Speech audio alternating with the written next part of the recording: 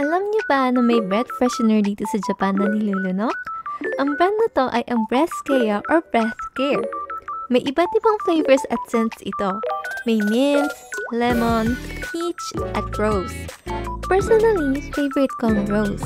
Ang presyo niya ay nasa 500 yen para sa 50 capsules.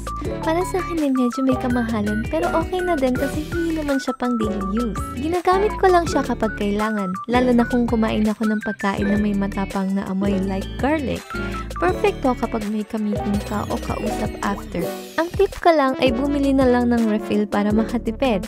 At reminder lang, siguraduhin may laman ng tiyan bago mag-bake kasi medyo nakaka-acid ito. At depende sa scent o flavor, merong recommended na number of capsules na dapat i-take. Highly recommended ko ito kung kailangan talaga pero make sure to check for allergies bago gumamit. Yun lang, hope this helps. Bye!